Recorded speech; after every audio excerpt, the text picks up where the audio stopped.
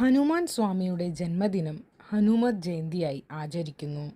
ഇന്നേ ദിവസം ഹനുമാൻ സ്വാമിക്ക് സമർപ്പിക്കുന്ന വഴിപാടുകൾക്കും പ്രാർത്ഥനകൾക്കും സവിശേഷ ഫലസിദ്ധിയുണ്ട് എന്നാണ് വിശ്വാസം. ഹനുമത് പ്രീതിക്കായി ശ്രീരാമചന്ദ്രനെ ഈ ദിവസം ഭജിക്കുന്നത് അത്യുത്തമമാണ്.